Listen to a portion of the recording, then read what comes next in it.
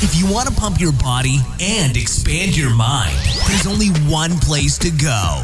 Mind Pump. Mind Pump with your hosts, Sal DiStefano, Adam Schaefer, and Justin Andrews. In this episode of Mind Pump, for about 38 minutes, we have some nice conversation. We talk about making love to music. Oh my God. We talk about my heavy petting to R&B. God, that was back when I was 14 years old, I think. Heavy petter. Adam talks. Those Jankos. Adam talks about Black Mirror, a new, not a new show, but it's a show that we've been watching on Netflix.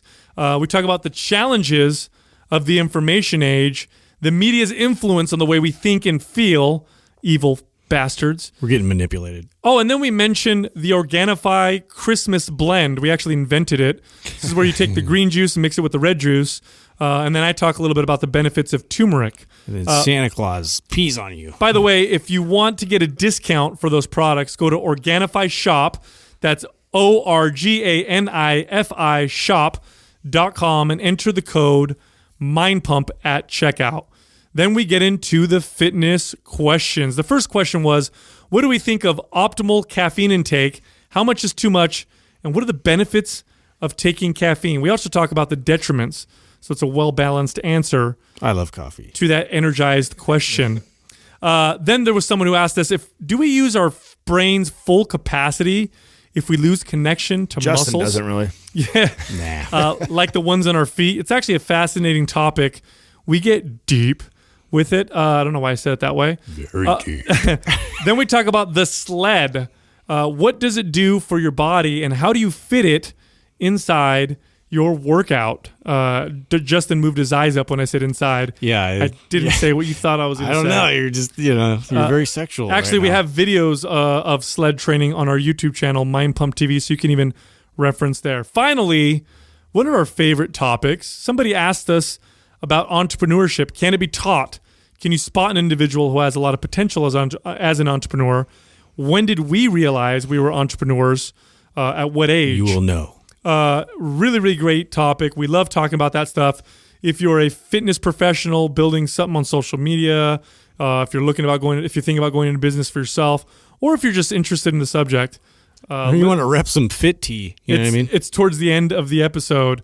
Finally, this month, get MAPS Prime for free if you enroll in any MAPS program or any MAPS bundle. However, our super bundle, which is 1 year's worth of exercise programming, already includes MAPS Prime. So if you enroll in the super bundle, you'll get MAPS Prime Pro for free. And then you basically you're going to have everything. Everything That's badass. That you need to get your body feeling and looking incredible. For all of those programs, all you got to do is go to mindpumpmedia.com and sign up. You know what I like is Richard Marx.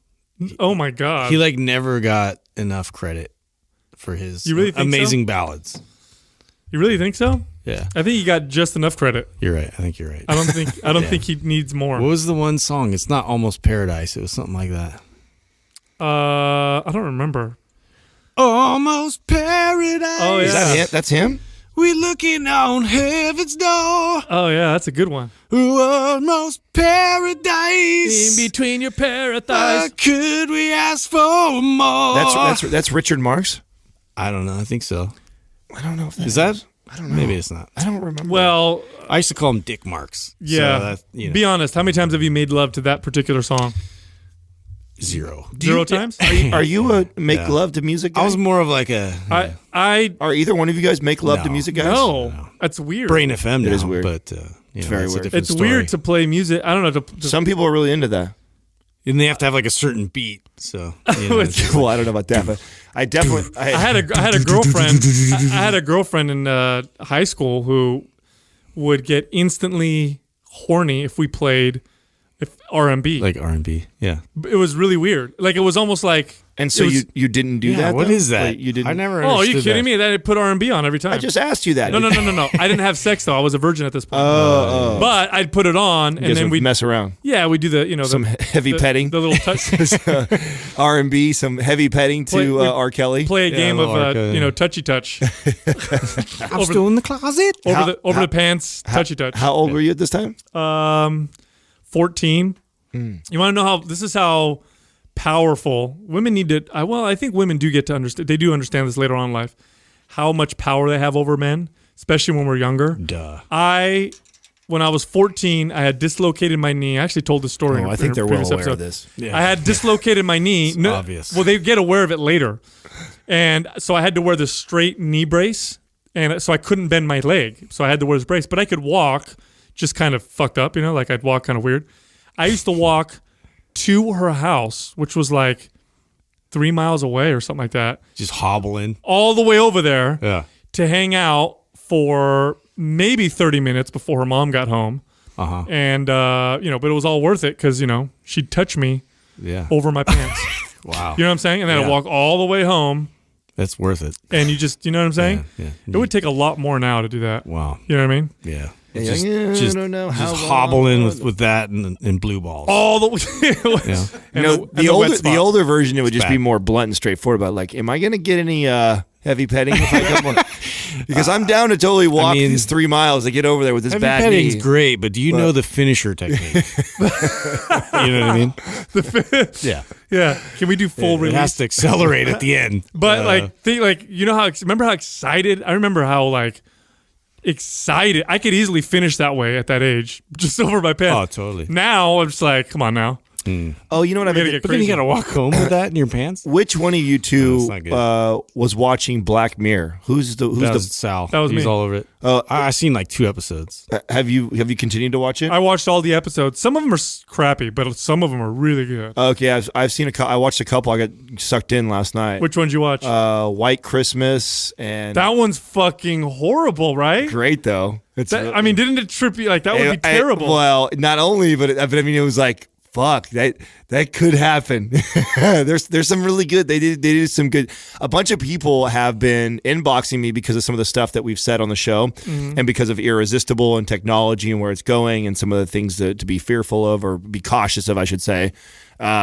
People have been, you should watch this episode of Black Mirror. So I told Katrina, or she brought it up actually, and that's what reminded me. She's like, there's a show that people keep talking about at work. It's called Mirror. I'm like, Black Mirror. And she's like, yeah, that's it. I'm like, yeah. A bunch of people have been inboxing me. I think Sal and Justin watch it. I haven't had a chance to. That episode in particular was disturbing. Yeah. It was like at the end of it, right? Aren't you like, damn? Yeah. That is some fucked up shit. Good episode, man. And then I watched the Waldo one. Where's Waldo one? Oh, what was that one about again? I can't think right now because I have the White Christmas one. The only one I saw was the one where like the eye would capture everything like video. Oh yeah. Yeah, and then you could like rewind it and like evaluate everybody's expression and how everything went down. Dude, that's weird. That was trippy. So that's weird. I didn't know this until what made me turn it on was that you don't have to watch it in order. There's different characters like it's like Twilight Zone. No, they're all different episodes. Yeah, they're all different episodes. They're all different shows basically. So you could totally like randomly go pick and so that's what we started doing. It was like, this title sounds interesting because it's related to this. Let's watch this one. Yeah, I might do that, yeah. You've watched them all though.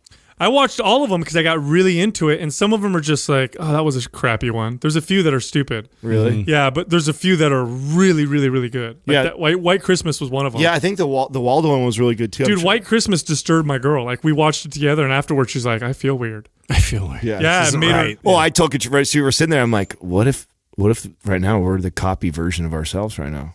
Like this, what if we're our copy? There'd be no way of knowing. Yeah, like there's no way we know. Like, so what would you do if you found that out? Like, what would you do if you found out like I'm totally a program, self-aware program? What would you do? I think at that point you have to embrace it, right? Because it doesn't change anything. That's it exactly. Yeah. Right, like because I still still feel joy and sadness and happiness and love, and I still have all the same feelings of, I guess, as the fucking real me does. So I guess would just embrace it. Like I'd be like, lucky me, they made a copy. Smart me made a copy of me, So I can't. I'm mad that I can't remember the Waldo one, the first one that I watched, because I wanted to share it with you guys because both of them were really good. It got me into it. I was not that intrigued to watch it. And I thought, fuck, everyone keeps saying to watch this, and it does. It goes right in line with a lot of the. And I guess my mind's there right now because I just finished that book, Irresistible, that I posted about, and it was a really good book. And we just.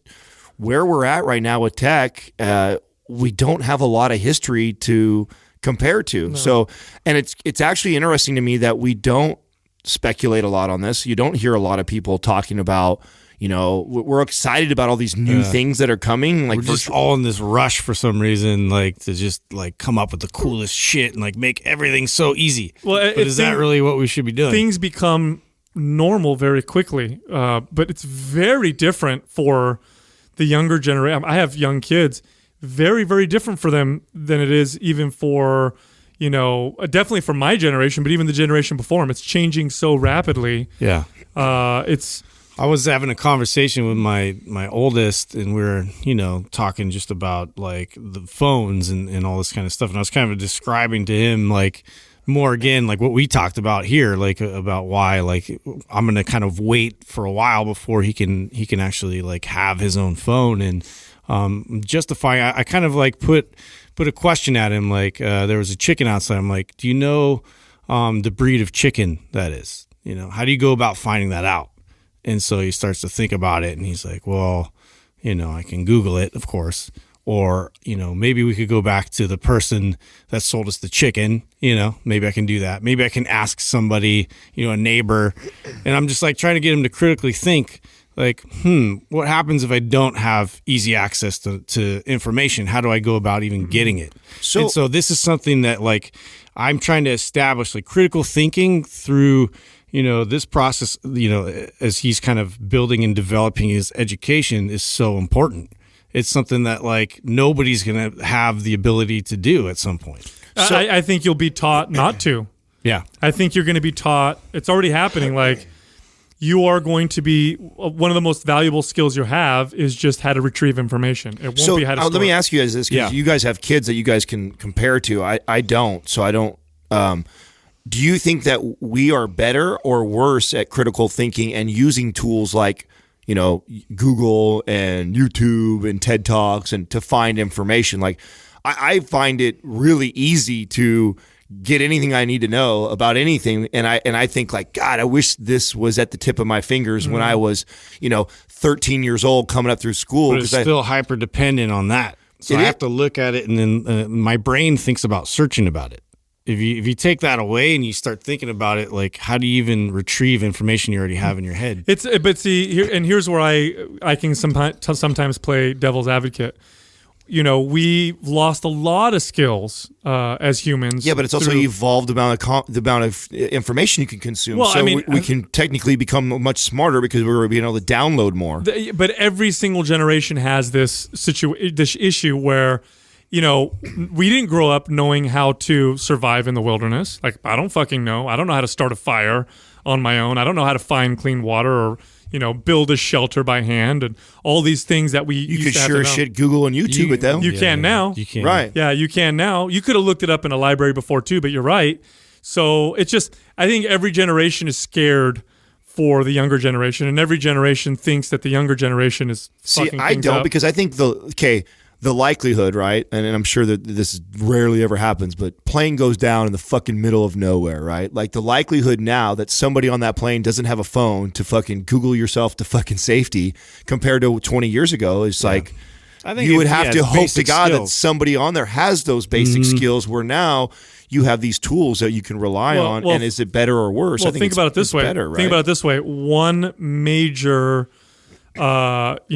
calamity that destroys our electronic systems, like a massive solar flare, EMP, or something, it puts us back in the Stone Age, and we would see massive deaths in a very short period of time. Do you really think that would put us back to Stone Age? Do you think it would be like all of a sudden we'd be walking around like idiots, not knowing how to figure anything out? Think about it this way: there would be there would be chaos and pandemonium for sure. Imagine if no electronics worked at all. Like there's no electronics that worked at all. Right, Imagine what would happen.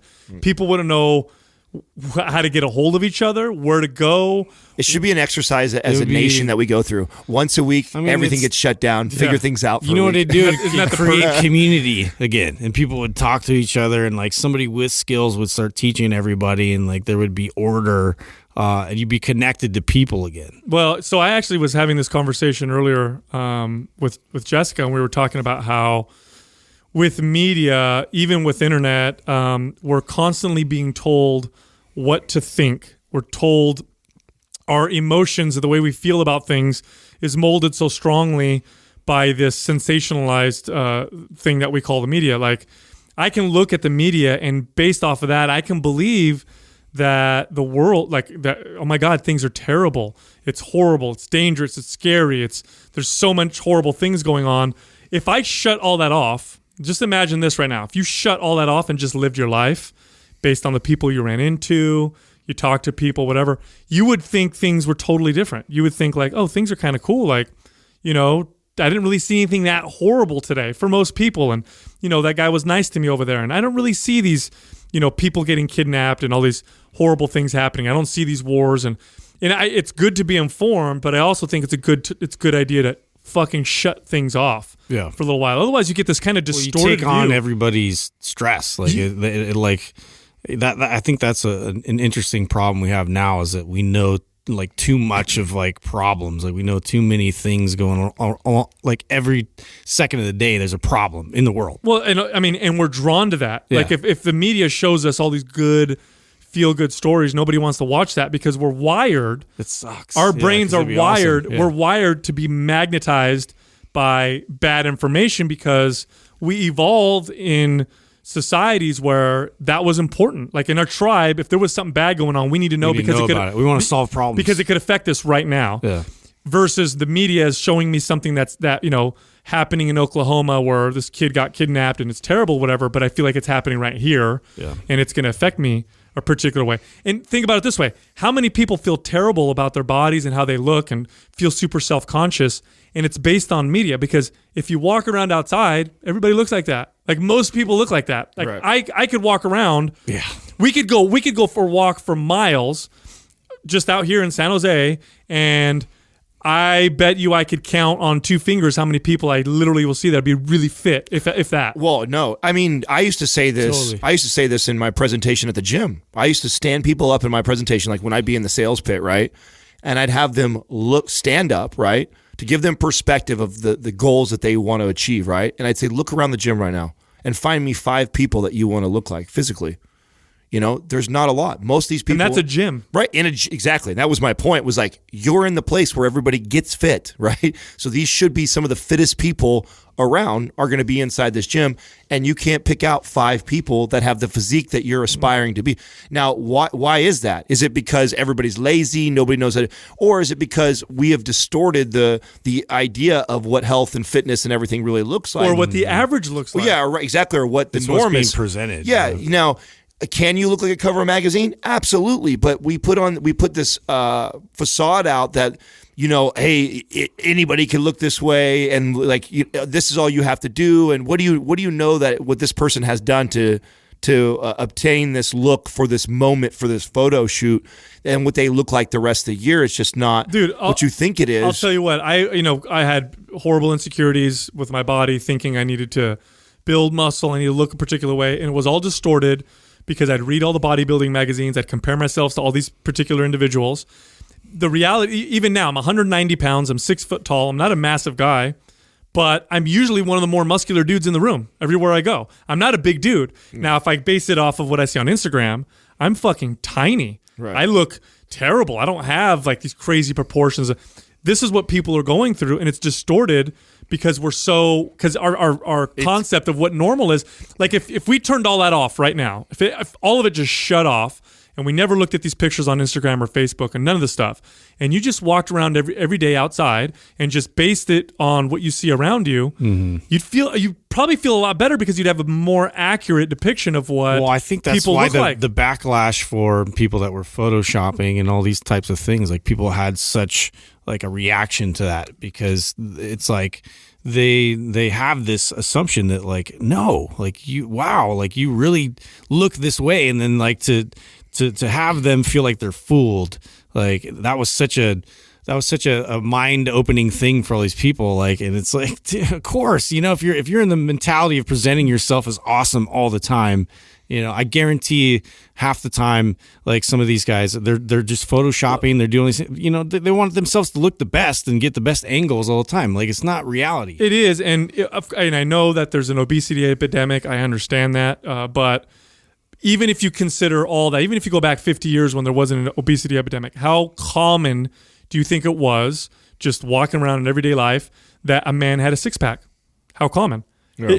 Rare. Yeah. It's obviously super rare now. It was super rare before, to the point where if you go to the beach and you have a six-pack or you take your shirt off in public, people stare. That's how rare it really is. But you wouldn't think so, or at least your mind doesn't perceive it that way. When you open up your Instagram. Because that's all you look at. Yeah, I mean, I know. how many women who've had children have stretch marks?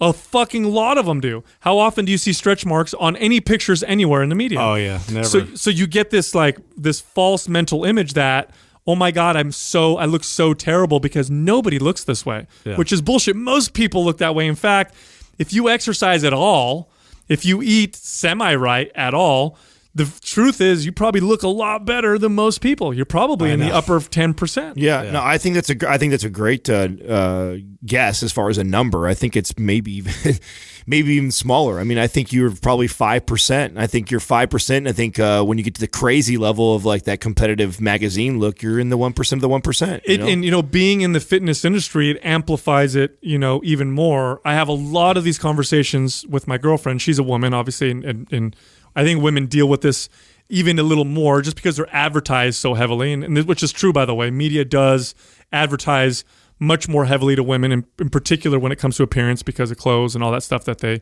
purchase more than men do. And you guys have seen my girl. She's very fit, very whatever, and she'll display these signs of being self-conscious. And I'm telling her, like, who looks like you? Like, we're in Hawaii at the beach. Like, tell me one person that looks like you. But your mental image of that is so distorted, and we're self-aware of it, and so consider people who aren't. And this is that actually what worries me the most with social media with my kids is that I know I grew up with the news and with TV and with magazines, and I know how much that distorted my image of things. Mm-hmm. Social media is so much faster. Things are posted so much quicker. There's so much variety. Like it's just exaggerating and compounding things. We've dealt with this. It's not new. It's that it's compounding, and and the rate that it's compounding, and the amount that the younger generation is downloading it, right, as far as the information, and it's being put up. Well, and it's super influential. Well, when you look at the book that I told you I read, the Irresistible one, and they talk about like the average person, like how many times they pick their phone up. Like you pick your phone up now 50 something times a day, and out of that 50 times, how many times is that checking Instagram or Facebook or Twitter or Snapchat? That's media, commercial, right. advertising. Advertisers, remember this right now. This is a fact. This is not disputable.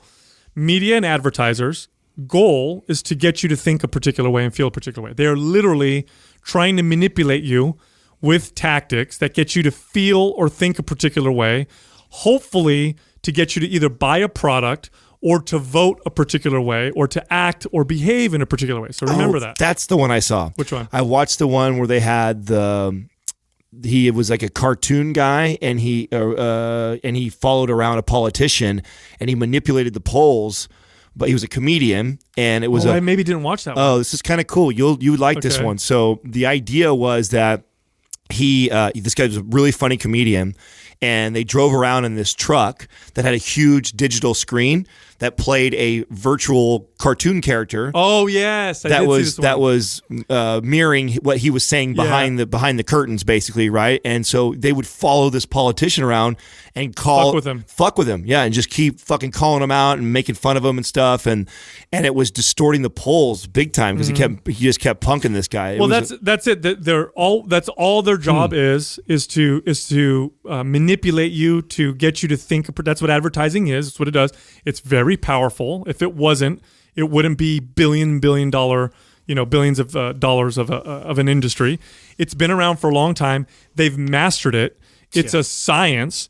So you start when you're super young. You think if you think you're a self-aware, smart individual, if you watch media and commercials a lot, you are going to be influenced. It's a fucking fact. I don't care how self-aware you think you are. So it's a good idea to shut that shit off, because they are literally telling you what to think and what to feel, to the point where they can manipulate you so badly. It's funny. We've got all this stuff going on with politics, and you've got people thinking that that the country is at the most racist it's ever been, for example. You're seeing this right now all over TV, right?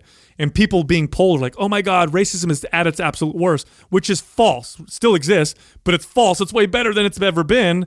Relations have been better than they've ever been, but the perception has been changed. Why? You got to ask yourself, why? What do people get out of making you feel a particular way? And it's to get you to vote or to act a particular way. And it's either with fear or to make you feel shitty or through sex or whatever. So it's a good idea to shut that shit off sometimes. I'll tell you something right now. Stop flipping through Instagram so incessantly, or don't watch the news for a week, and I promise you'll feel better. Mm-hmm. You'll actually feel better about yourself. I don't watch the news barely at all. Oh, I don't at all. Yeah. You can also challenge yourself by something that I continue to try and do, and I try and do it more and more as I get older, is things that I feel most passionately about. I challenge my thought process on that. So if there's an opinion that I have that I feel strongly about it, those are the ones I'm seeking, like to destroy my own opinion. Mm-hmm. And it's hard to do that. It's hard to say, oh, I feel this way about this thing, or this is what really makes me happy, or this is what makes me really excited about something. Those things, and I've talked about this before, about analyzing my state change, like things throughout the day that make me extra happy, extra sad, excited about things that change my state, and then unpacking that and going, okay, why am I feel this way about this thing? And then on top of that, going, okay, instead of doing, because it's really easy to get into that, what we talked about, confirmation bias, where you're continuing to search more things that just confirm your own opinion already. How about instead of doing that, you know what, I feel so strong about this, so what if I read something that totally conflicts with that, or read or watch something that is totally so important to do that, because even more so now, right? Yeah, because I feel like that's directly connected to empathy, right? So if you don't ever look at the other side of your stance, then how are you even going to be able to communicate with somebody on the other side and come to understand them further? So, well, not only that, I'm reading this book, you talk about like these things like that, the way we're advertising now. Yeah. I mean, everything that's popping up in your feed is the things that you're already liking, you're already confirming to the computer that it's taking you and isolating you and it's definitely starting to cattle you even more, so it's going to become more challenging to find those things. In fact, you're going to continue to see stuff that already confirms what you were thinking, which if you don't learn to teach, which I think, and they talk about this in the book, because that's how you buy.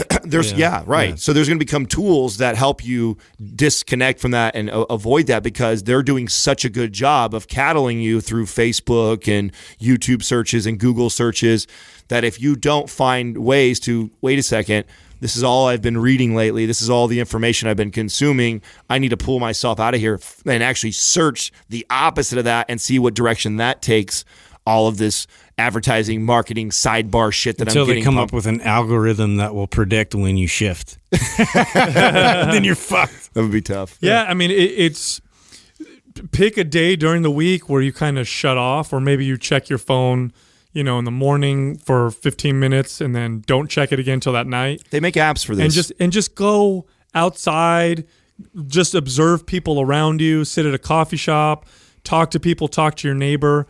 It's extremely fulfilling to do so. And it really does. It really makes you feel really, really good. Being stuck on these devices, I end up feeling worse. Right. And I think everybody can kind of relate to what I'm saying. Inherently, you feel disconnect, right? And I think that's why a lot of times people feel lonely and they feel like depressed a little bit. It's just like they haven't necessarily realized that maybe they haven't had those interactions. Maybe that hasn't been a part of their daily routine anymore. You haven't looked somebody in the eye and had a conversation with them.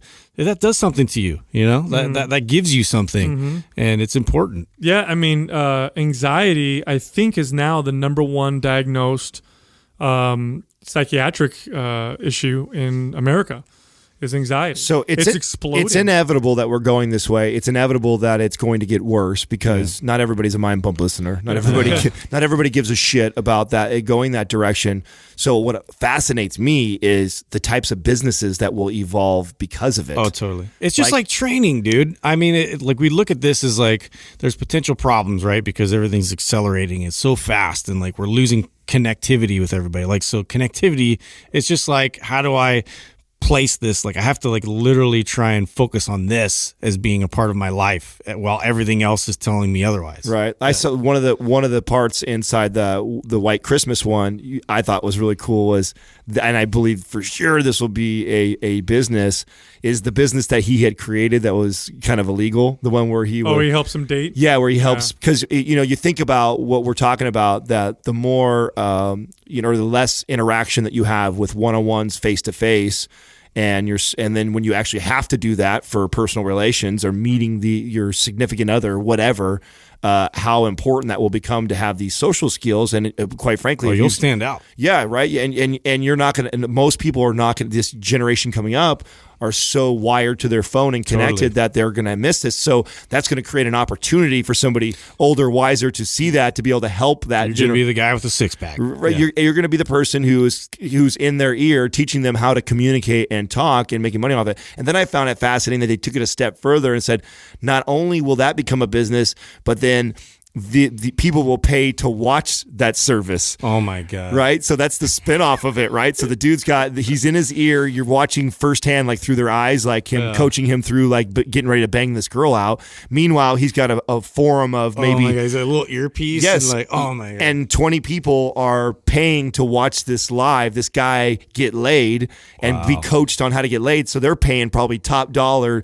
to get this firsthand. Let's talk to Jordan from Art of Charm. There's a business opportunity there. I should share that. I wonder if he watches that show. He'll appreciate that for what he does. That's awesome. Sure. It's always great when you meet people and you shake their hand and you say something nice to them and you talk to them.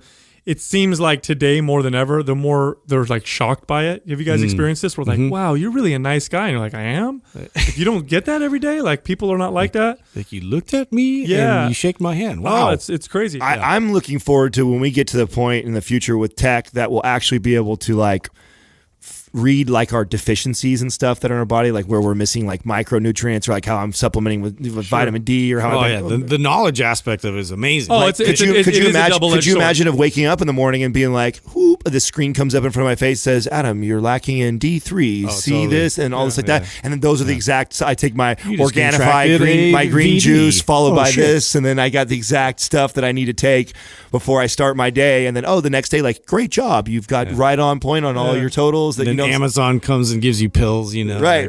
It knows that I'm almost out. Drones you outside. Have 3 days left of your Organifi juice. All of that thing gets shipped over to my house. Oh my God. I mean, so there's a lot of things. Well, there's huge benefits as well. Huge benefits. There's just anytime we have something that's very powerful, humans are just like this. It can go good or it can go bad, and it's up to us to choose which direction we go. And unfortunately, when something new is introduced, we usually go real bad before we go. Real bad, and then we start cleaning up. To clean up. But have you been mixing the green and the red, by the way? The Organifi green and the Organifi Christmas red? action. Huh? Well, the Christmas mix. Yeah, no, you told me that. I think that because I asked you, I said, is there anything that's compounds that are conflicting, right? I don't want to have like fucking energy and the other one's like put me to sleep and relax. And you're like, no. Everything's they complement each other.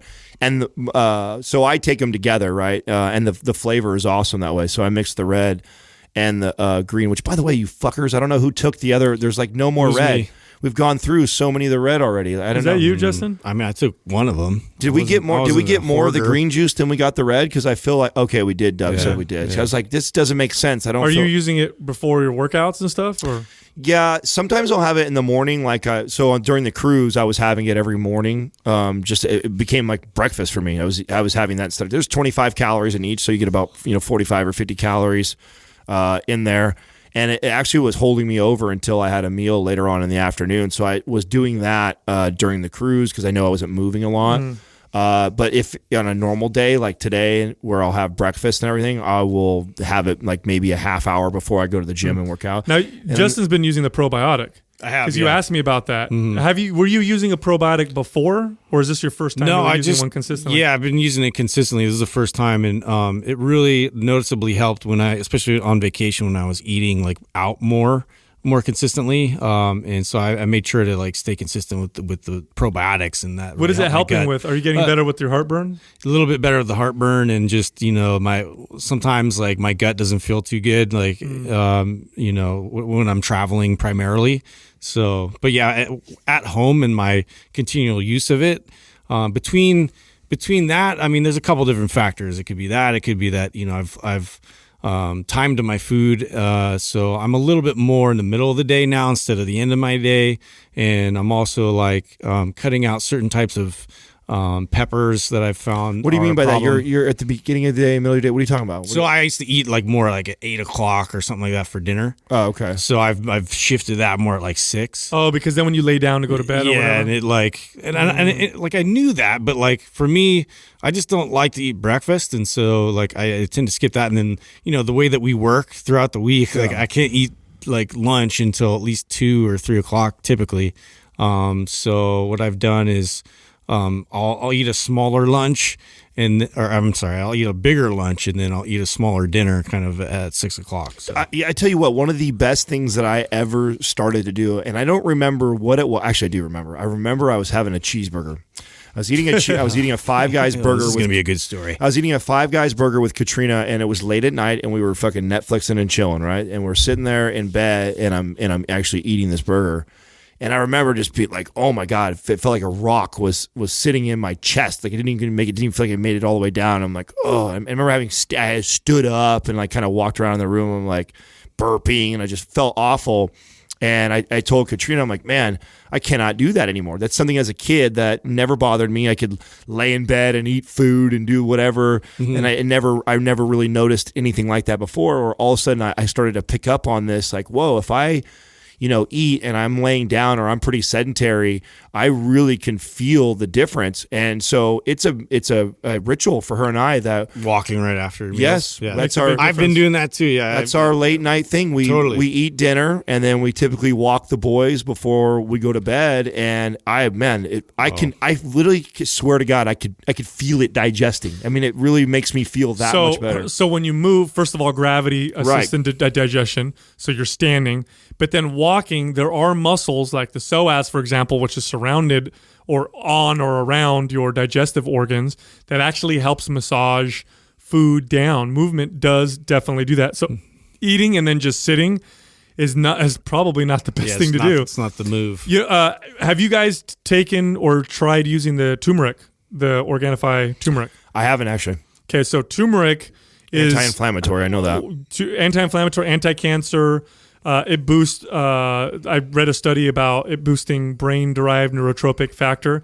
I like to cook with turmeric as much as possible because of its health benefits. But if I don't, then now that we have how do you use it when you're cooking? Chicken, rice, like curries, stuff like that. You just put it in there as a spice? Yeah. And it's really, really, especially goes good with coconut. Okay. So like coconut creams or whatever. I'll try that, yeah. It's really fucking good, but it's got a lot of health benefits. It's considered now a superfood. There's a lot of study going into turmeric for its effect on, especially arthritis patients, are showing a benefit with supplementing with curcumin, which is one of the active compounds in turmeric. It boosts brain-derived neurotropic factor in the brain, so that's something that your brain really thrives off of. So it theoretically could improve cognitive function. Like I said, for the last 4 years, I've really tried to include it in a lot of my dishes. But now that we have the sponsorship, I've just been taking turmeric, and I'll take it with a meal that's got fat in it because it helps your body absorb it or utilize it more. But I'd like to, since you guys don't ever use it or really haven't, I'd like to get your guys' take on supplementing on a daily basis. Well, Everett cooks with it a lot, so. Oh, okay. Yeah, he cooks. So I do get it in food quite often. So, what's your idea though on like the RDA on it? Like, how much of it do I need to be taking? That's if I'm already intermittently getting it, like, what's your thoughts on that? That's a great question. So, I don't know. I know studies will use a regular daily dose of it. And so that's how I'm using it now, just because we have, like I said, we have the sponsorship. So we've got the capsules and I could just take 4 of them every single day and I'll take them with dinner. But some cultures eat it all the time. Like Indian cultures eat quite a bit of it in their cooking. So I would say, especially if you have inflammatory issues or if you have gut issues, because it's really good for gut health, I would use it on a daily basis because it's a food. Or like a plant, not a supplement in the sense that it's not an extract or whatever. You could probably use it every day. Now, do you think that it has countering effects if I actually took it with like a food that was like pro-inflammatory, And would that help negate that because I took it together with that? That's a great question. Because I know, and I've talked about this before with the way the cell absorbs omega 3s. Yeah, 3s and 9s, that the 9s are more dominant and more competitive. So if you overconsume the 9s, that doesn't even matter if I take in the 3s because they basically push the 3s out of the cell. So that's a good question. I don't like not allowed. I don't even like speculating on that because then what people will do is they'll eat like a shitty meal and they'll be like, oh, okay, I'm just going to take this turmeric now to offset Try to cancel it out. I don't think it works that way. No. It's not a pharmaceutical with this. That's why I wanted to ask you because I think that's important for people to understand that because again, why Mind Pump has always stood by save your money on the supplements that you gotta have the diet right first before you take some of these things. Otherwise, it's just got a canceling out. Great point. I don't know how much benefit it'll give you if you have a shitty diet and you don't exercise. I think it's a part of a healthy diet. Ideally, this is what you would do. You would either make a smoothie and take some turmeric root and throw it in there. It'll be kind of strong tasting, that, or get and cook with it on a regular basis, or just supplement with it. One of the more fascinating things about turmeric is it's also being studied for its effect on depression. And the theory is because of its effect on inflammation, that it may benefit people with depression because we're starting to show now that depression is strongly linked to inflammation, which could be connected to your gut health and all that other stuff. But reducing inflammation is being shown to help people with depression, and turmeric is one of those things. So nice. It's pretty fascinating stuff. Bird. Queen Claw. The Eagle has landed. Chimera Claw. Today's Claw is being brought to you by Chimera Coffee. It's the only coffee that is infused with all natural nootropics for a cleaner, calmer, and more focused buzz without the crash. Click the Chimera link at mindpumpmedia.com and input the discount code MINDPUMP at checkout for 10% off. It's the motherfucking Claw. The Eagle has landed. Quee-qua. First up is Carter's consumptions. What do you guys think is an optimal caffeine intake? How much is too much? Are there any benefits to caffeine? Yes, and 10 yes. espresso shots. Yes, and yes. Yeah. Caffeine is a very interesting stimulant chemical found in nature that humans have been consuming for a very, very long time. And it's interesting because the shitty part is it's very individualized, right? I mean, each person is going to be different levels. There's a huge, just like with everything, right? But caffeine has got some huge variance from individual to individual. And I had to look this up because I don't know the name of it. But caffeine is mainly metabolized by the liver. And there's an enzyme that is used to metabolize it, and I wrote it down here. It's called CYP1A2. But the ability to produce this enzyme is regulated. Sounds like a robot. Is regulated by a particular gene. So if you have changes in this DNA sequence of this gene, then that'll determine how efficiently you can metabolize caffeine and eliminate it from the body. So some people genetically produce very little of this enzyme, while others produce a large amount. That right there will play a large role in how tolerant you are to caffeine. So what may be great and effective and healthy for one person may be too much for another individual. So this is very important to know because I'm about to read off all the health benefits of caffeine. Yeah, let's read off the signs and symptoms that you should pay attention to. I'll go into with the health benefits, but I'm one of the people that is very sensitive to caffeine. So if I didn't, you're a pussy too. If I didn't pay attention to this and I just saw the benefits, then I may continue to push caffeine and continue to get negative side effects. In which case, caffeine's not good for me. Yeah. So it's an important thing to note. So I actually looked up all of the studies so these are all the proven benefits of caffeine. First off, consumption of caffeine reduces the instance of mouth, throat cancer, and liver cancer by a tremendous amount. Yes. Yeah, coffee in particular, but caffeine as well. Caffeine reduces risk of stroke. It reduces the risk of type 2 diabetes. Reduces chronic inflammation. It helps people with asthma. Now, let me back up real quick here because I want to. When we read things like this, So when it says something like can reduce diabetes, now I know you're going. Now is Not that at Starbucks? Is that because I can show that studies show that people that take in caffeine then move more, then in turn burn more calories, then in turn can help prevent them from getting diabetes? Is that the thought process behind this is black coffee? This isn't like with 2 pumps of caramel. I just want, no, of course, no. I just want to help people understand that when I see stuff like this, that's kind of how my brain works, because it's not like there's this direct thing that helps prevent diabetes because you drink coffee every morning. No, caffeine in particular increases insulin sensitivity in the body. So because it increases insulin sensitivity, theoretically, it reduces risk of diabetes, and studies done specifically on diabetes do show that caffeine consumption does reduce the risk of diabetes. So I don't know if it's super conclusive that is the only factor that's doing it, but it's pretty it's pretty well established. It's the reason why I say that. It's the same way that someone can put caffeine or something inside of a fat burner, thermogenic, and then you can call it a fat burner, because you can say that because you're on caffeine, it then speeds the heart rate up, it then makes you move more, in turn you burn more calories, therefore I can now say that it can help burn fat. Well, in terms of fat burning, there's a few things that caffeine may benefit in that particular sense. One is, yes, like Adam's saying, you're more energetic, you may want to move more. It increases the release of catecholamines, which are fat-burning chemicals. It does increase or improve insulin sensitivity in the body, and it increases fat mobilization on its own. So those 3 things show that it can help you with obesity and all those other things. However, here comes the caveats. You build a tolerance to caffeine pretty quickly. So all those potential fat-burning effects, they reduce dramatically over time. Caffeine tolerance is very quick. We build it very fast. Yeah. You take someone who's never had caffeine, you give them a little bit and they're fucking hyper and they feel amazing.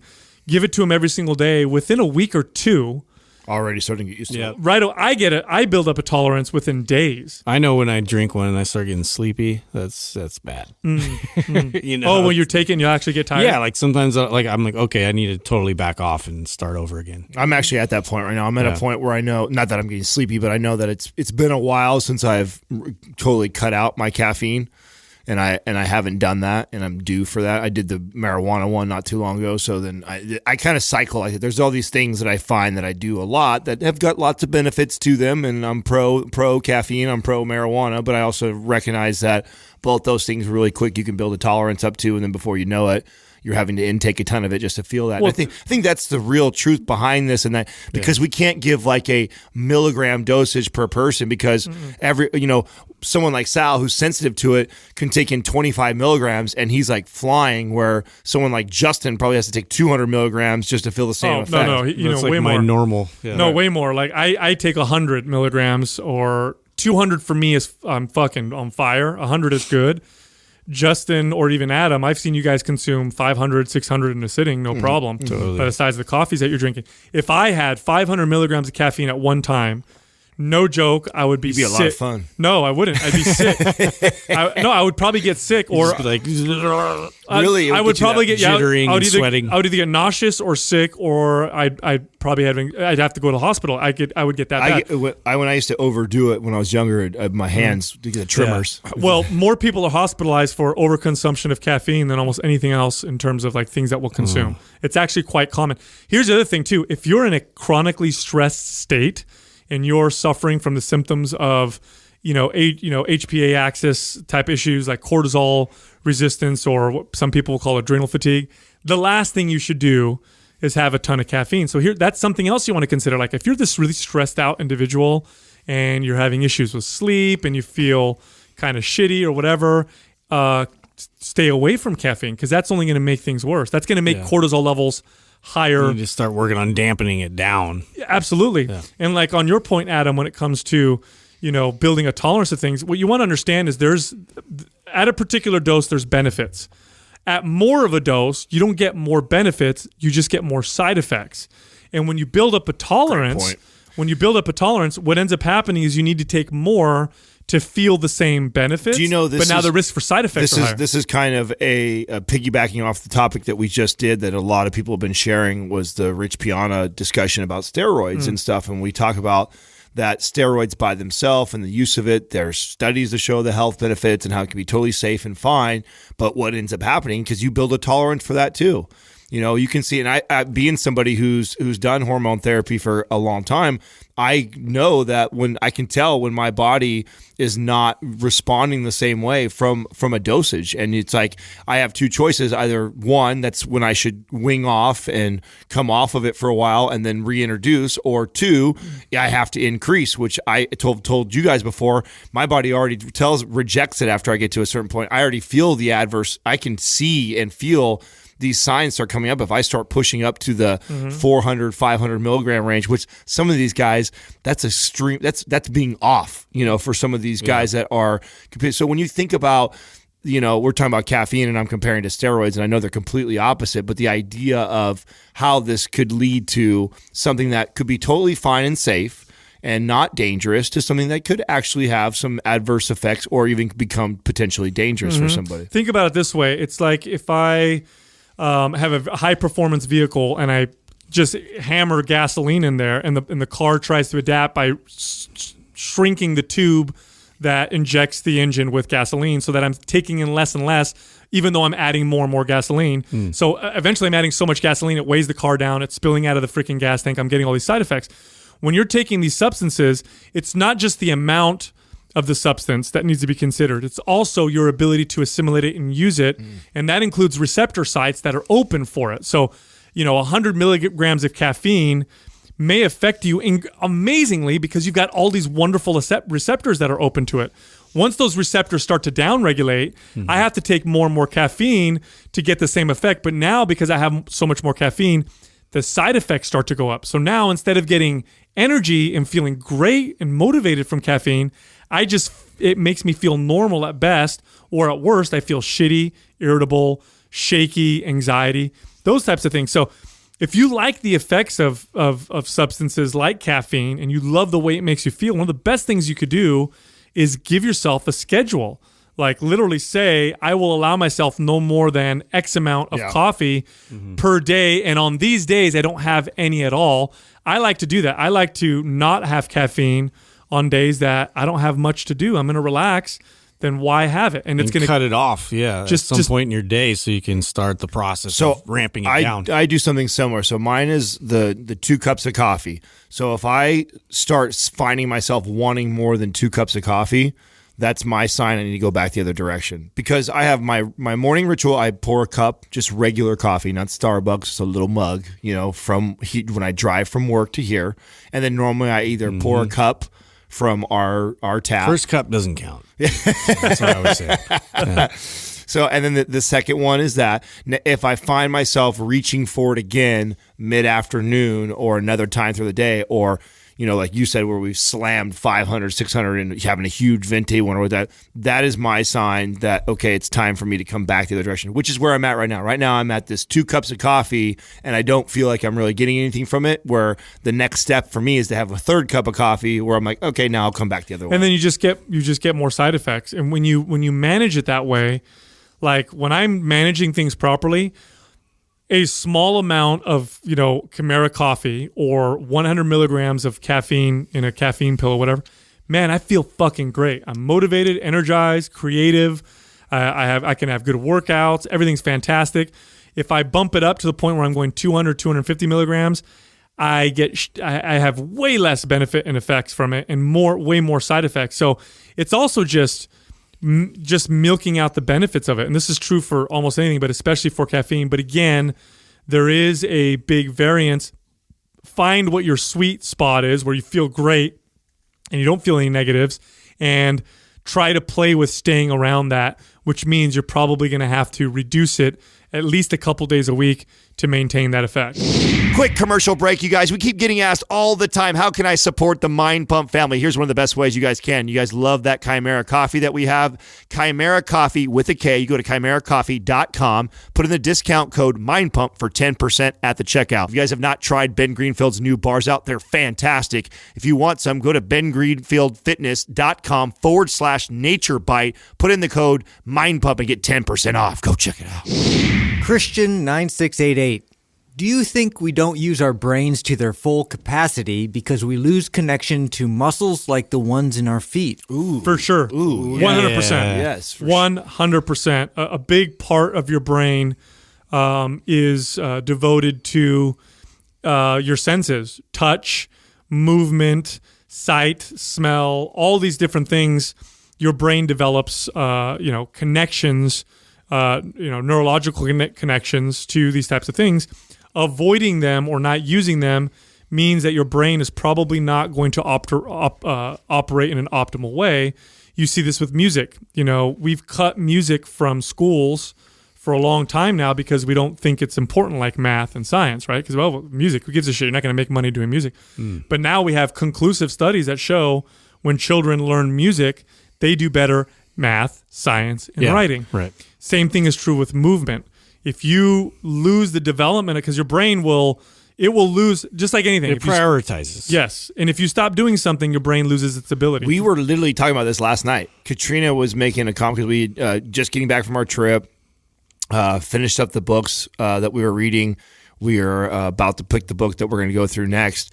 And we were just talking about the whole process of us staying on that. And we're just kind of like, I'm glad we've been consistent with that, with everything that we've had going on and this and that.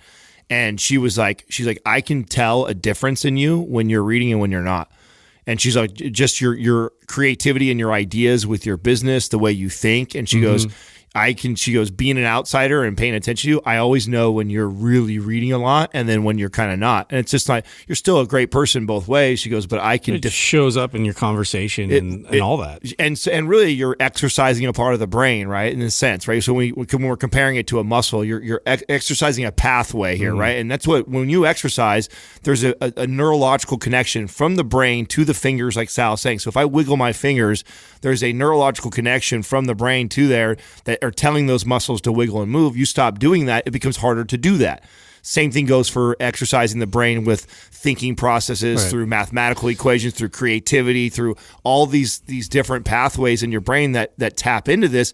If you don't exercise it, you don't stretch it, you don't train it, you will lose it and it will start to diminish. So I wanted to pose a question. So about neuroplasticity, and about the lawsuit that one company got that was like promoting brain games, and that it was supposed to... They talked about this in the book. Okay. That's actually not true. Yeah. Okay. So I wanted to, I'm curious about that and what the lawsuit entailed and what. That's why. Yeah. They talked about this in the book. I think the claims were that it was going to make your brain work better by exercising it with these particular games and stuff like that.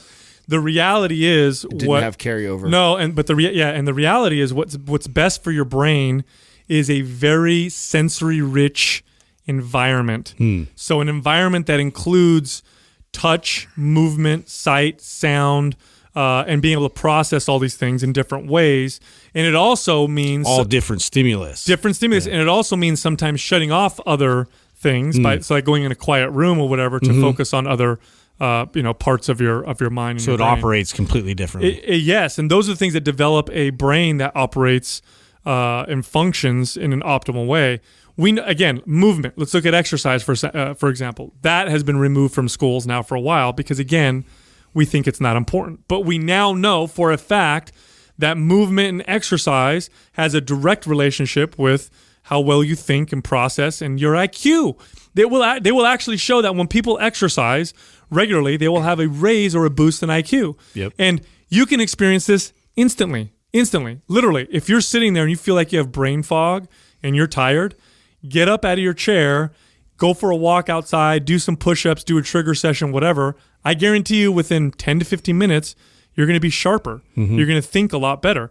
It's just an absolute fact. These parts, look at our feet. In the question they brought up the feet. your feet, of all your body, you have your hands, your feet, I think your lips, your nipples, your genitals.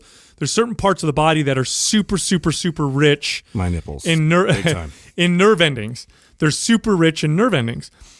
One of these parts of our body we cover since we're children, and almost always keep it covered all the time and don't ever touch them to anything, and that's our feet. We're always in shoes all the time. That part of our brain is so fucking undeveloped that it will really shock you to take your shoes and socks off and just walk around barefoot most of the time when you can, and notice the difference. Notice the difference in how you feel just from doing that. Mm-hmm. It's something that we totally neglect. In fact, these areas are considered erogenous zones because they're so rich in nerve endings, to the point where with our feet, we're so ticklish on the bottom of our feet, mainly because I don't think we can process the sensations on our feet because they're always so covered. So it's a ticklish thing to us, like, oh my God, don't touch my feet. The only reason why that's the case is because they're always covered. By the time you uncover them, it's like you can't process all this crazy, sensory. Don't touch my feet. It's like the sensory overload. I'll kill you. You know what I'm saying? No, it's true. So they've done this with studies with people who've had cochlear implants in their ears, where they were deaf for a long time, or even as children. Then they'll put this implant and they can hear for the first time. It's too much. Overload, right? You have to be careful because it takes a second for the brain to be able to process and all the sensory. Otherwise, it becomes overwhelming. The sound becomes just too much. To piggyback off that too, what always happens with somebody who is missing one of those, right? Like, let's say you're blind or you can't hear. The other ones are heightened, right? So you have to now the brain is prioritizing more over there, which just tells you that the ability, there's so much more room for us to enhance all these areas if the focus and the training, or the you start to put I don't even know what the word I'm looking for here. More emphasis? Yeah, more emphasis on that, whatever that strength is, or that pattern or that pathway is in your brain. And it's fascinating to me to see that when you have somebody who is either deaf or blind or has something that they're lacking, normally the other senses are way beyond the average person. Mm-hmm. Yeah, you're honestly, your best bet for a good, healthy brain includes movement. It's very, very important for you to move and feel and touch things. The Soviet Union did some horrible studies, but they were very fascinating. But they did them on children, where babies were orphaned or whatever, or put up for adoption as soon as birth. And they did these studies where they took babies that they fed them and kept them warm and all that stuff, but they weren't allowed to be touched. So the nurses never went in there and held them and caressed them. They just fed them, put them back in there, and then they had another group of children, and they babies. became Putin. Yeah, exactly.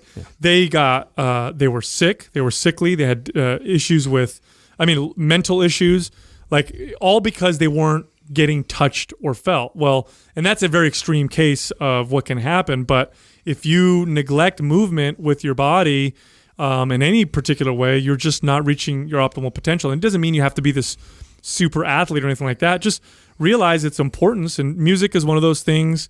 Movement is one of those things. Touch is one of those things.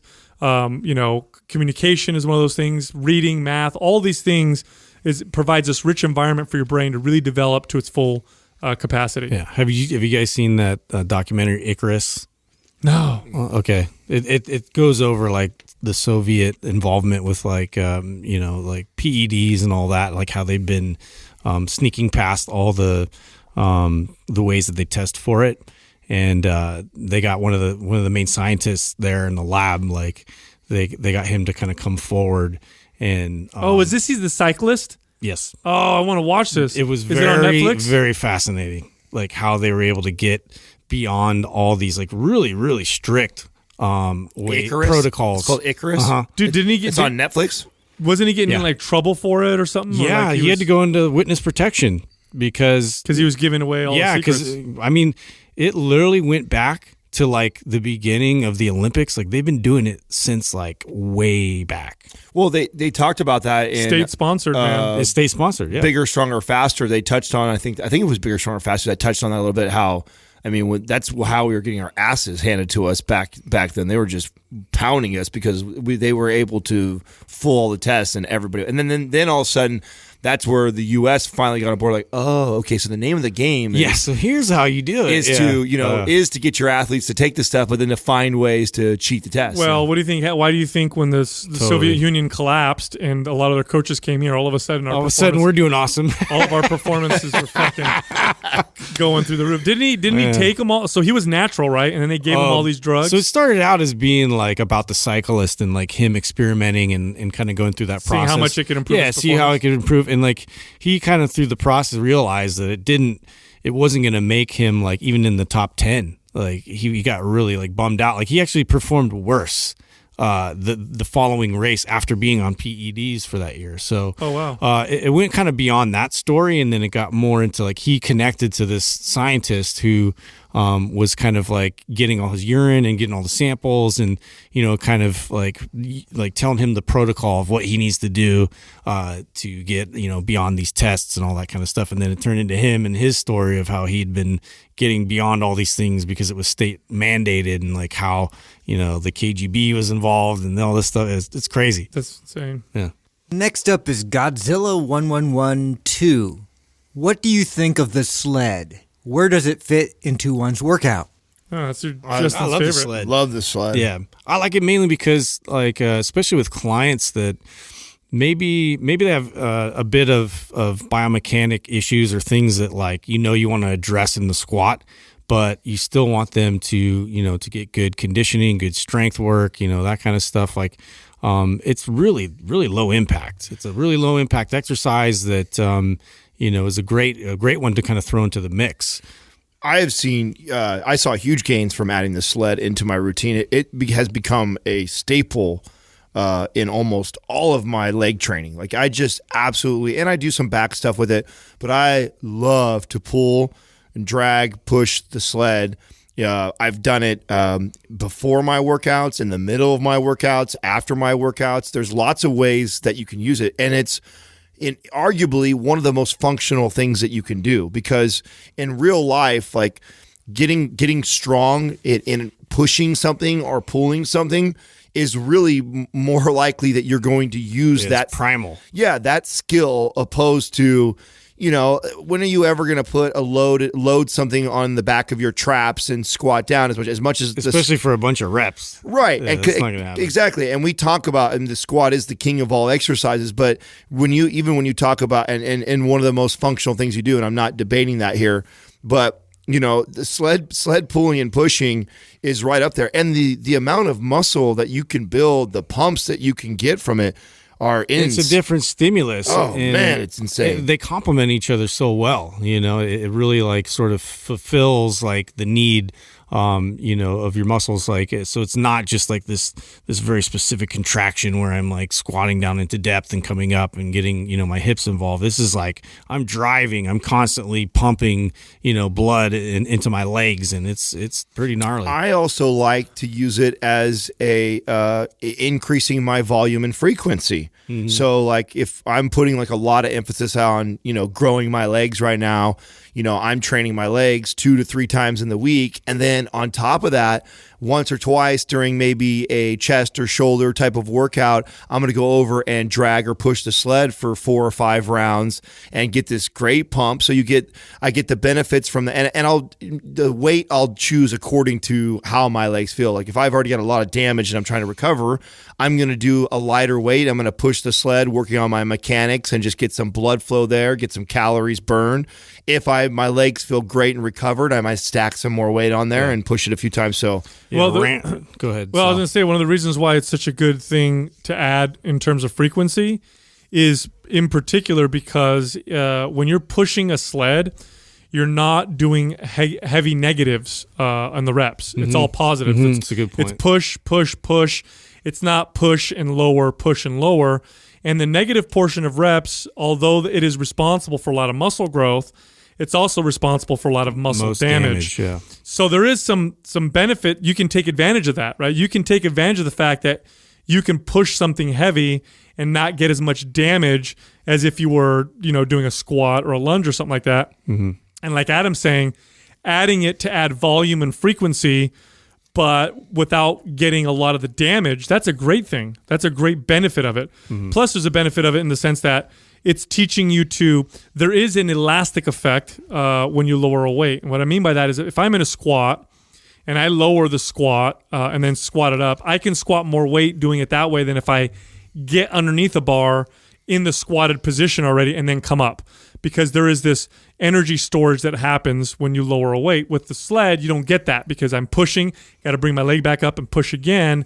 So it can train you to be stronger without having to rely on that elastic effect, which if you're an athlete is fucking excellent. That's great because in sports where you're taking off for a sprint or you're driving or whatever, you have to generate force. You got to generate force from a position where you're not, storing all this. Right, you're not getting that elastic, potential. Exactly. So Sled's a great way to add volume and frequency. I know we've done some videos on sleds, haven't we? I think we've already done like some of our very first ones. I think. Yeah, we've done some videos. Maybe we can do some more. You can check them out on YouTube on our channel. Yeah, I just made a note on a couple of things actually that we can do some YouTube videos on in regards to the stuff that we're talking about today. So maybe we'll do another series that's related to the sled, that how other ways you can use. Because I think when we originally did it, just basic. Here's driving, pulling. Yeah, we just did the real basic how to do it, but we could also do different ways to implement it into your programming. I think that would be a cool video. Right. Sure. More for strength and more for conditioning, because I use it for both. Right. So. I use it for hypertrophy. Hypertrophy. There you go. So I think we could do a video on different ways to program it. I think that would be kind of cool.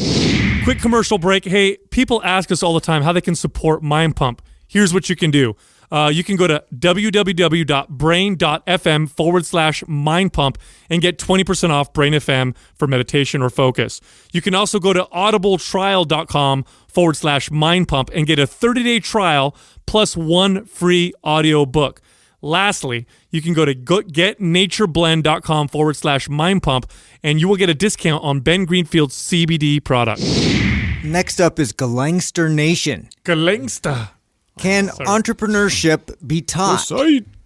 If so, can you spot an individual who has huge potential as an entrepreneur? Is that something that people have to realize on their own? When did you guys realize that you were entrepreneurs? Yes, and 12. 12.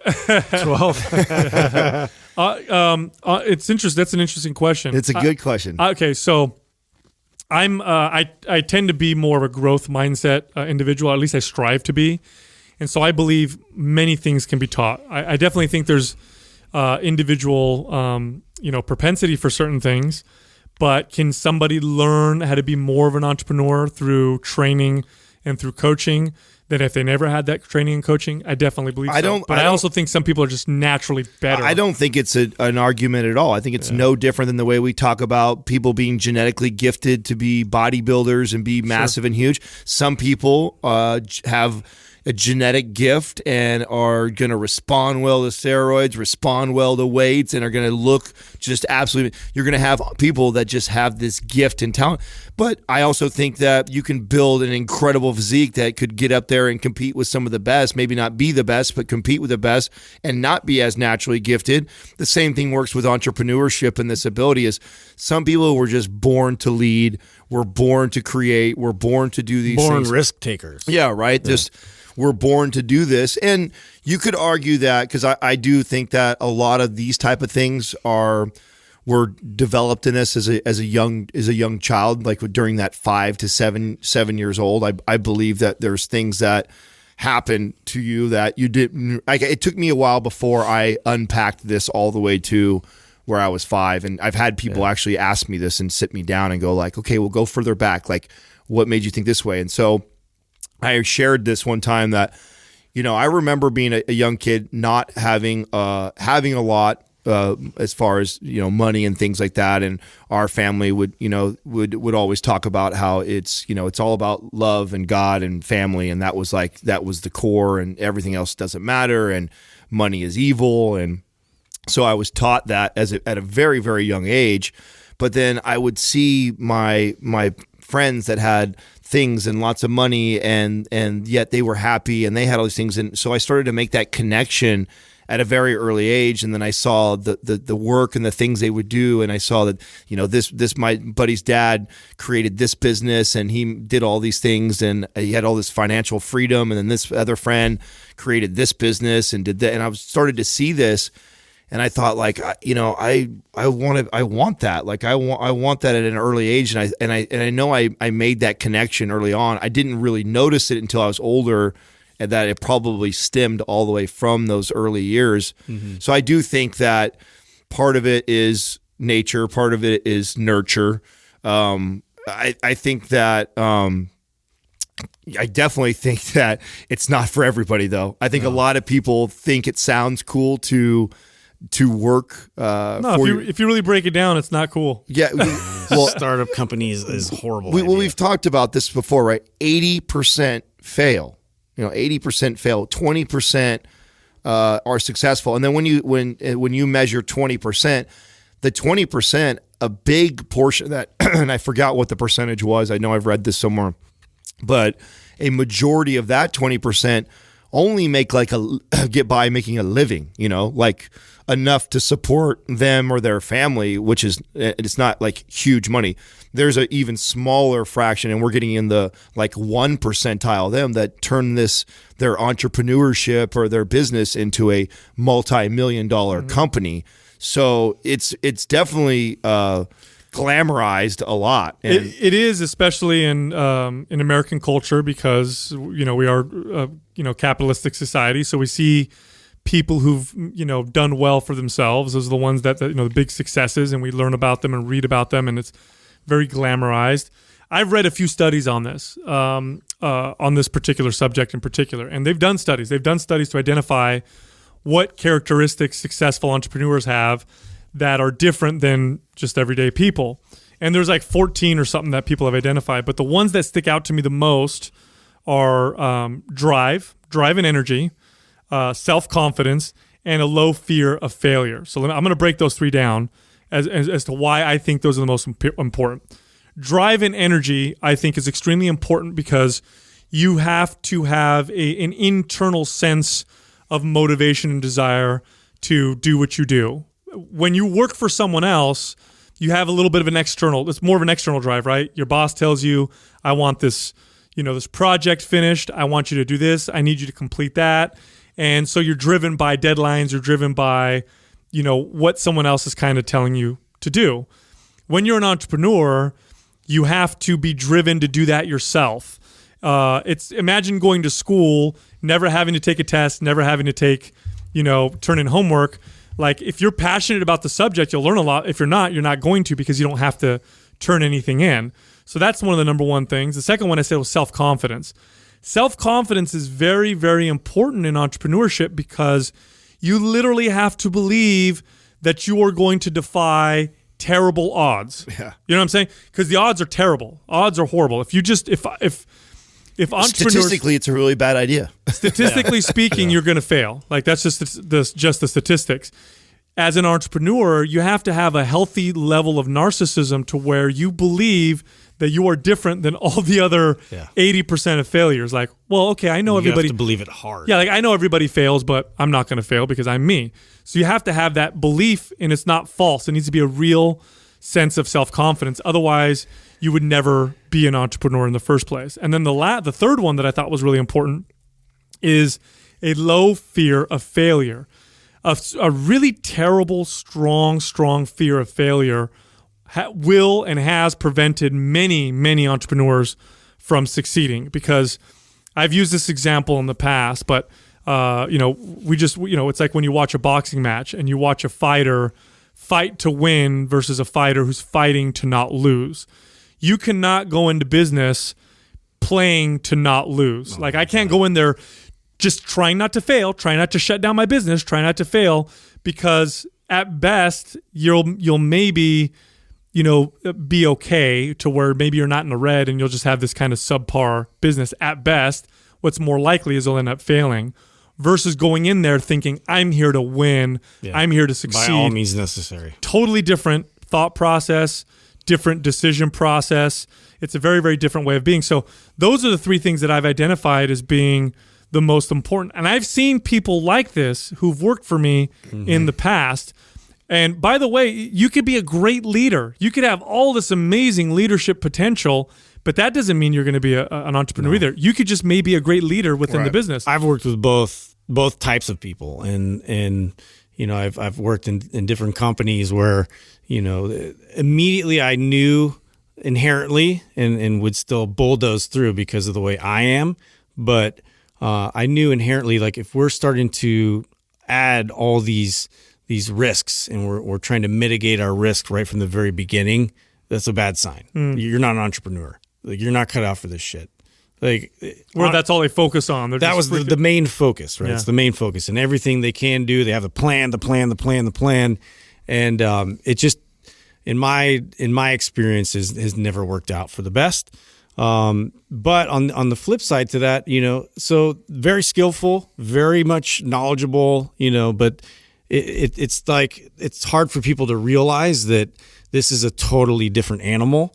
And that, these same skills and applications that have gotten you so far working for a company, like completely don't translate to entrepreneurship.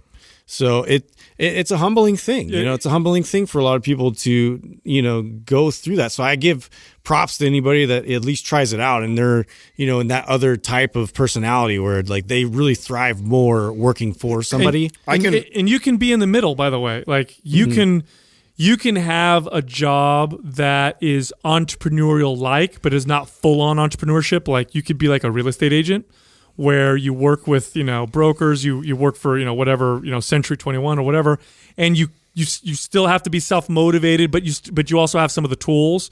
Owning a franchise, that's a little bit more entrepreneur, but you still have the products provided for you. You have the training materials. You have the advertising provided for you. So that's another step. That's sort of a hybrid, I guess. Yeah, there's different levels of entrepreneurship that you can embark on. I can definitely spot somebody, especially by their verbiage.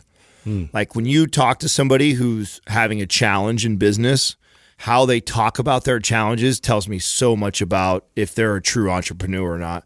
Because it's crazy. You'll see a lot of people who get into entrepreneurship thinking that they are for it, and then you ask them about their business or things that are going on, and when they explain the struggles or the hard parts or the things that they're not doing well, or they put a facade on like they're doing so much better than what they were all. So the fake entrepreneur fakes how good he's doing, or blames all these other factors on the lack of their success, versus owning why their business or what they're trying to do is not succeeding, which I think, and that kind of ties back to some of the things that Sal was saying, that you've got to be this person who is okay with failure and embraces it when it happens. Like, fuck yeah, that was a stupid decision I made. Like, I made that decision and I thought this was best for my business, fucked up, on to the next thing. Like, this is what I'm doing now, Yep. and you own those failures versus, just the market isn't really good right now, and just I'm having a real hard. I mean, I ordered this and it was supposed to come through and it was just not, and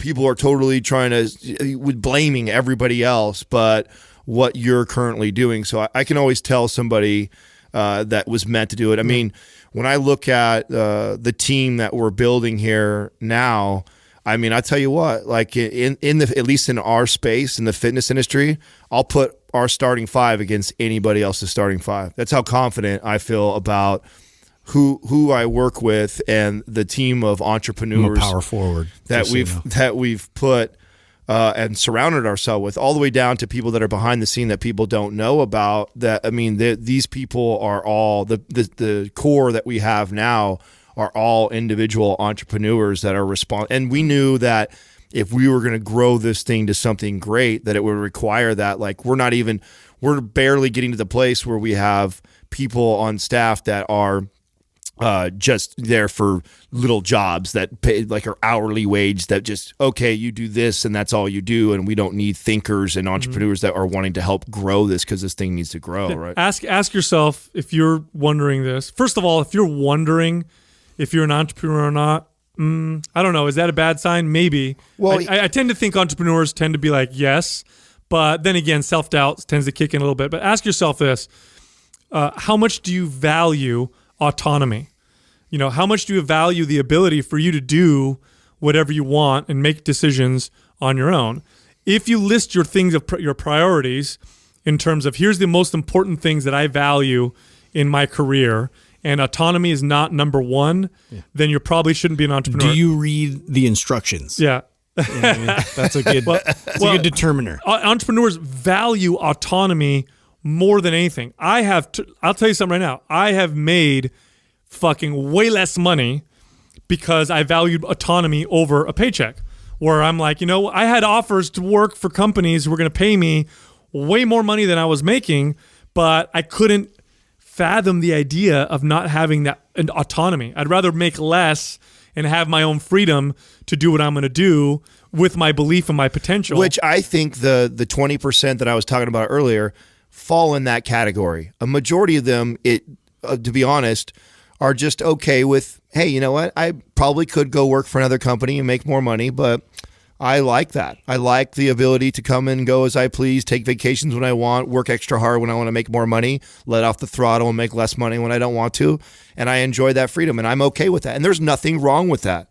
I think it's plenty okay to be to have that mindset. I think there's I think a lot of people mistake that you're going to come in and you're going to make all this money by running your own business, and they don't realize how challenging it really is.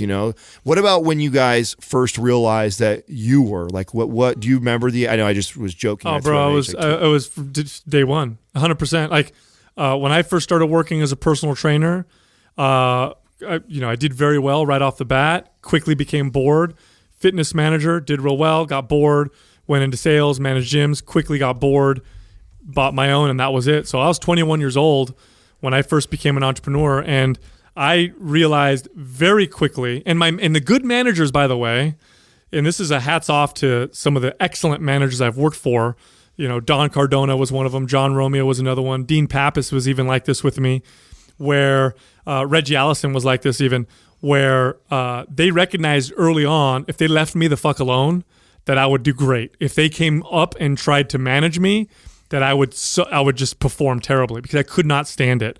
And I think that may be a trait amongst entrepreneurs. Like, leave me alone, let me do my thing. Yeah, trust me, and I will do way better. Oh my God, than that's if you're like on my life story. Yeah, and I didn't even realize that because that was always like how it went for me in every sport I was at. Like, so coaches quickly realized that the less they coached me, the better I performed.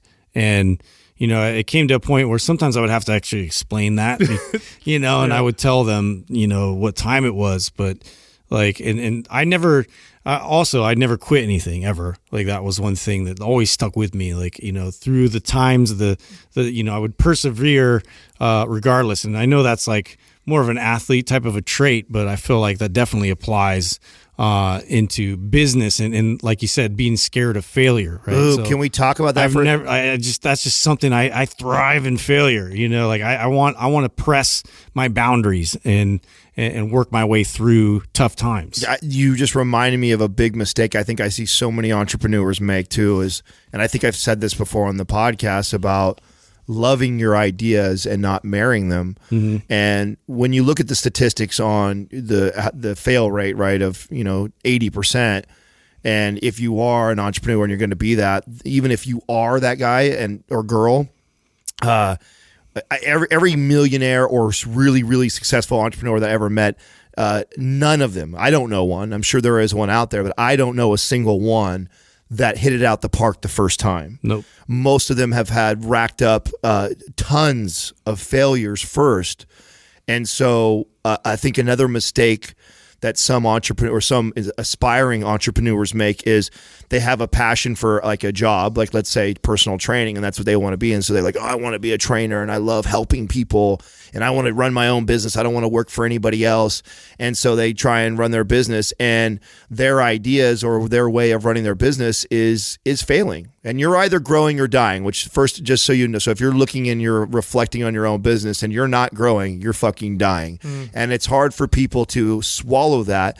And then the next hard thing to swallow is, maybe I should not marry this idea and I should move on to the next one because I'm an entrepreneur. I'm a serial entrepreneur, and I'm okay with the fact that this idea failed, and I'm on to the next one, and I'll see how that works, and I'm going to apply that. And I see people hang on to things. You got to be okay with being wrong. Right. That's such a big thing. Like, that's where the self-confidence, I think, comes in because, you can be self-confident with an idea and be like, this is the greatest idea ever. I'm going to put this out and it's going to fucking work. And then it doesn't work. And now you're like, I'm crushed. I'm not going to try again. Whereas real self-confidence is, this is a great idea. I know it's going to work. Oh, it doesn't work. I know I can figure out a different way now. Yeah, figure out a different way. Exactly. Maybe it's at another time. Maybe it's, whatever it is. Like, you like you say, you don't marry yourself to that as like the one failure equals zero. It's actually comical if you think about it. It's really comical. Like when we started Mind Pump, okay, we started this podcast, all of us in this room had almost zero knowledge of podcasting. We had almost zero knowledge of how to apply I barely it, even what listen to do. The radio. We didn't know what the fuck we were doing. We didn't know the odds. We didn't even look up the odds. I think we just said, let's just do this. And we've learned a lot of lessons along the way, and it's been okay. That's been a great process. Looking back, it's comical. Like if you go back, if we had a group of guys that came in right now and told us, hey guys, we love Mind Pump. We want to start a podcast. And you say, oh, what's your experience? What do you know? Process? And they say, well, I don't know. We don't know. We'd be like, you're an idiot. Like that, you don't know anything. But that was us. That was literally us. We knew nothing of what we were going to do except the fact that we felt we had a passion for what we were going to do, and we were confident in what we were going to do, and we were okay with failing. In fact, and we've told this story before, when we first started Mind Pump, we had a major setback before we even launched the show. We had a major setback, and I'll tell the story again because it's been a while since we told the story. But when we started the show, there were 4 hosts. Craig Capurso was one of the original hosts of the Mind Pump that was never launched, and we recorded 15 episodes with him. That's a substantial amount of episodes. That's a lot of episodes for people who've never recorded episodes before, especially. Well, I think that's at least 15 hours worth of recording work, and then Doug's backhand work. I mean, it's a good amount of work put in just to get not going. only is it that, but a big part of our original plan, a huge part when you write your business plan out, which we didn't write one out, but we talked about it. A huge part of the business plan that was going to give us a chance at succeeding was Craig Capurso's social media presence. His social media presence destroyed all of ours combined. Second closest with Adams, it was Adams, and Adams wasn't even anywhere near the ballpark of Craig's. And so we were like, okay, we understood that in order to make it in social media or podcast and whatever, you want to have some kind of a foothold, and that was Craig. And right before our launch, Craig calls us up, drops out, doesn't want to do it because he's afraid his sponsors aren't going to like it, whatever. We have to start over from scratch. We got the text. All of us got the text. I read the text, and I was like, fuck, we lost our social media presence, so now we're just going to fucking launch in the dark. What are we going to do now? We've already recorded 15 episodes. We have to start from scratch. I was fully prepared to have a motivating conversation with both Adam and Justin and Doug. I was going to get on the phone with everybody and try to convince them to keep moving forward. That was my idea. Like, okay, well, I'm not going to fucking stop. I'm going to have to talk these guys into it. I got on the phone. Before I could open my mouth, before a word could come out of my mouth, it was either Adam or Justin that was like, fuck it, we're going to start over. Yeah, literally. And the other guy was like, let's do it. And I was like, holy fuck, like this is beautiful. This is an amazing thing. And of course, looking back, it was all serendipitous because it worked out the way it should. But that's just, and it's been like that. The road has been like that this entire time. We've done most of the successes we've had with Mind Pump were, Adam likes to call us idiot savants because we just kind of like servants. Yeah, it's a new word. Because we don't, but we're doing it. We're going at it. I think there's an element of artist that comes out as an entrepreneur as well. Totally. To where you have to be innovative. Yeah, and you're just passionate about your idea, and that just drives you. You're so passionate about it that it drives you to create and do and whatever you're going to do, regardless of the money. Because I'll tell you something right now. We recorded Mind Pump episodes for a fucking year before we made a dime. Yeah. We would meet up and devote hours of our time to doing the show, editing it. Doug had a job, full-time job. I've got kids. Justin's got kids. We're all doing other things.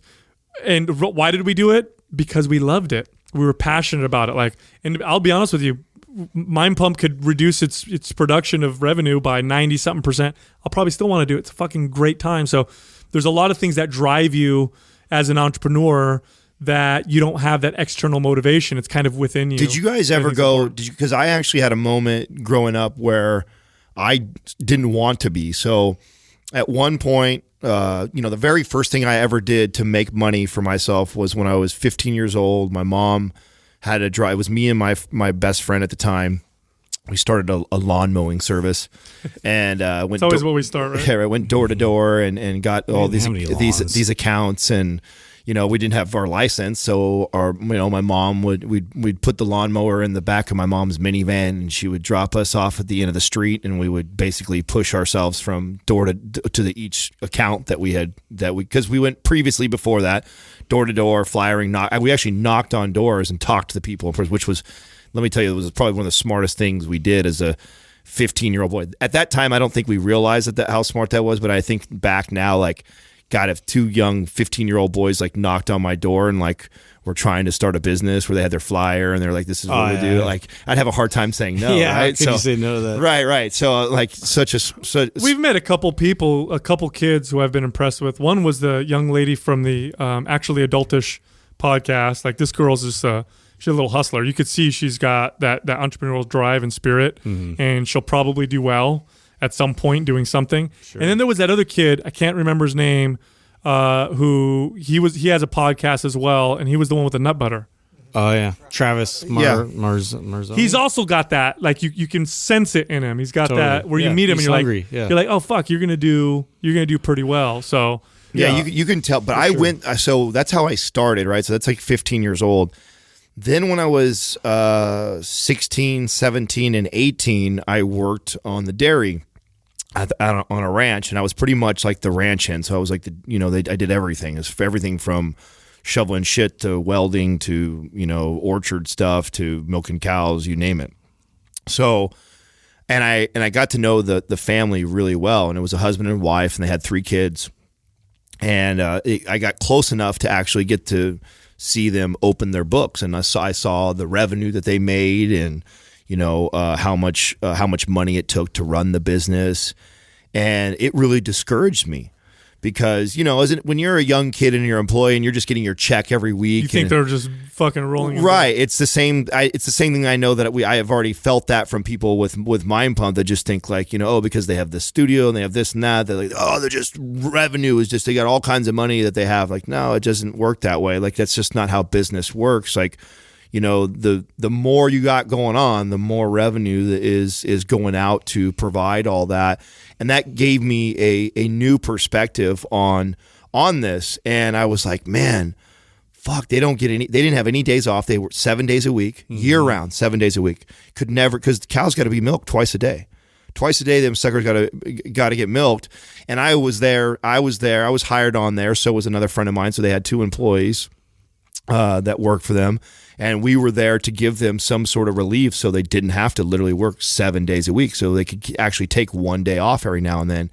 But they made just enough money to give themselves a day or 2 off, not even enough money to go put themselves on a family vacation or even leave or doing like that. So I was just so fascinated by what it took for them to have to provide for their family and even be able to pay a $4, $4.50 an hour, kid, 2 kids to come in and work, part-time for them and see the life they lived. And I thought, fuck, I don't know if I want this. I don't know. And they worked hard, and they were organic milk, dude. They were the 5th organic dairy in California at the time. So there was only 4 others at the time. So talk about even having a brilliant idea ahead. Way ahead of the time. We had organic almonds. We had organic milk. And that's actually how I learned about organic. I didn't even know what organic was until this time, because at that point it was at the very beginning. And so talk about, and both of them had their degrees, so they were both very smart, hardworking, had a great idea and vision on where the market was going. And that business no longer exists. That they have that house there, and the dairy has been shut down. I haven't talked to them in a really long time, and that's too bad. I know they went different directions, but I saw them run that business for about 10 years. 10 years they ran it like that and never saw this, never made tons of money. It was just, they basically just got by and worked their asses off just to get by. And that gave me a whole new perspective on reality check. It wasn't so glamorized. Exactly. And it really gut checked me on, do I want that? Do I really want something that could potentially I could be doing that I love or is my idea, but may just put me in a position to just get by? And I think a lot of people think they want to be an entrepreneur because, again, it's glamorized. You think that, it results in all this money and vacation and traveling. And, when reality slaps you in the face and you don't take vacations. Right. You don't take money out of the business. If you do that, you're done. Like your business is done. So it's tough. Most entrepreneurs, especially successful ones, will tell you they've worked harder and more hours for themselves than they ever did for another person. Right. So, I think a lot of people got to have a gut check first before they decide, are you really an entrepreneur or not? And the real, just born to be like entrepreneurs, you can't talk them out of it anyway.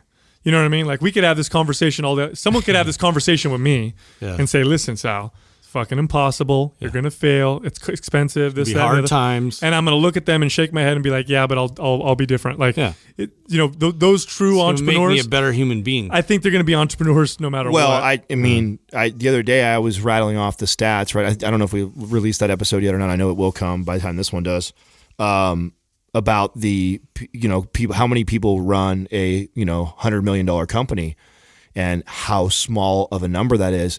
And that doesn't scare me. That excites the fuck out of somebody like me. Because I'm like, fuck yeah, I want to be one of the only people elite group. Yeah, so you have to be somebody that gets that, right? That someone tells you, no, it's so hard, it's that, and it excites you, it doesn't scare you. If it scares you, you might want to look deeper into that. Especially the self-made guys. Right, if it turns you on, ooh, yeah, fuck yeah. You mean to tell me that 1% of the 1%ers get there? Fucking A, I want to do that, versus, oh shit, I didn't realize it's that hard. Yeah, it's exciting. Check this out. Go to YouTube.